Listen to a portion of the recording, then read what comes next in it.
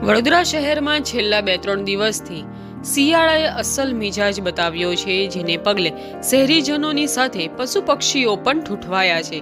આ સંજોગોમાં કમાટીબાગ પ્રાણી સંગ્રહાલયમાં પશુ પક્ષીઓને ઠંડીથી બચાવવા માટે વિશેષ વ્યવસ્થા કરવામાં આવી છે, જેમાં પક્ષીઘરમાં સૂકા ઘાસની પથારી, ખાસ પ્રકારના ફ્લડ અને ગ્રીન નેટની વ્યવસ્થા કરાઈ છે, જ્યારે પ્રાણીઘરમાં વાંદરાઓના પિંજરાના પાછળના ભાગે ખુલ્લી જગ્યામાં તાપણું કરવામાં આવતું હોય છે, જેથી દરેક પિંજરામાં ગરમાટો રહે।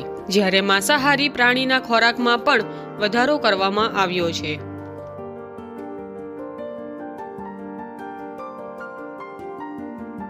શિયાળાને લઈને જ આપણે જેમ ઠંડી અત્યારે વધી રહી છે અને તાપમાન ઘટી રહ્યા છે, તો શિયાળાને લઈને ઝૂમાં પણ પ્રાણી પક્ષીઓને તમામ પ્રકારની સુરક્ષાના આયોજનના પગલાં આપણે લીધા છે।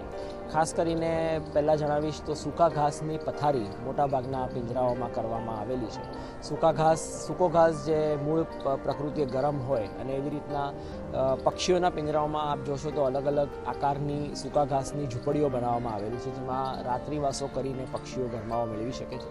હરણકુળના પ્રાણીઓ અને મોટા માંસાહારી પ્રાણીઓના નાઇટ હાઉસમાં સૂકા ઘાસની પથારીઓ કરવામાં આવેલી છે। સૂકો ઘાસ રાત્રિવાસો કરીને તેઓ સારી રીતે ગરમાવો મેળવી શકે છે।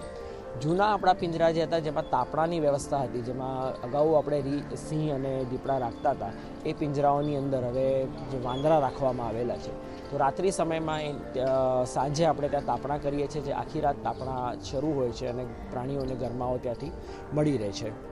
ઉપરાંત આપણી જોડે જે અમુક સરીસૃપો છે અને નાના પક્ષીઓના બચ્ચા જે છે અથવા સસલા છે, એવા પ્રાણીઓ માટે આપણે તેઓના પિંજરાઓની અંદર ઇલેક્ટ્રિક બલ્બથી પણ રાત્રિ સમય દરમિયાન ગરમાવો આપવાની આપણે વ્યવસ્થા ગોઠવેલી છે। આ ઉપરાંત પ્રાણી પક્ષીઓના ખોરાકમાં આપણે શિયાળો દરમિયાન સારો એવો ફેરબદલ કરીએ છીએ। શિયાળા ઋતુ દરમિયાન શિયાળામાં મળતા સિઝનલ ફળફળાદી અને શાકભાજીનો ખોરાકમાં ખાસ કરીને ઉમેરો કરવામાં આવે છે, વધારો કરવામાં આવે છે। અને ખાસ કરીને આની સાથોસાથ ખોરાકમાં મધનો ઉમેરો કરવામાં આવે છે। મધ પણ ગરમી મેળવવામાં સારી એવી મદદ કરે છે, જેથી રીંછ છે, વાંદરા છે, અમુક પક્ષીઓ છે, જેમના ખોરાકમાં મધ મેળવીને પક્ષીઓને સારી એવી ઉર્જા તથા ગરમાવો મેળવવામાં મદદ થાય છે। સ્તનધારી પ્રાણીઓ અને પક્ષીઓ એ મૂળ વોર્મ બ્લડેડ એટલે કે ઉષ્ણ લોહીના પ્રાણીઓ કહેવાય। જેમ આપણે પણ હાલ કોઈ ગરમ કપડાં ના પહેરીએ તો આપણે કોઈ ઠંડીથી એ નથી થઈ જવાના। ઠંડીથી જે ઠીઠુરીએ છે ને આપણે, જ્યારે કંપન થાય છે, એ કંપન પણ શરીરનો એક પ્રકાર છે, જેને ઇંગ્લિશમાં શિવરિંગ થર્મોજેનેસિસ કહેવાય, કે જેનાથી શરીરની અંદર જાતે ઉર્જા ઉત્પન્ન થાય છે।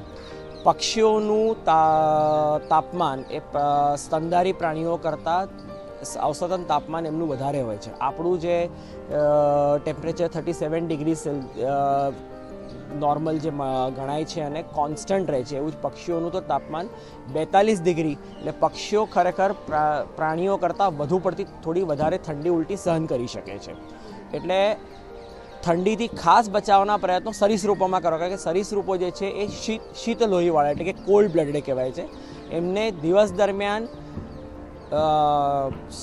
સૂર્યપ્રકાશની ઉર્જા અને રાત્રિ દરમિયાન આવી રીતે તમે કાચબામાં જઈને જોશો તો સૂકો ઘાસ તથા સૂકા પાનાના ઢગલા કરવામાં આવેલા છે। આ સૂકા પાનાના ઢગલામાં કાચબા અંદર જઈ અને ગરમાવો મેળવે છે, એટલે આપણા કરતાં વધારે ઉલટાનો પ્રાણી પક્ષીઓ જે છે એ ઠંડી વધારે ઉલટી સહન કરી શકે।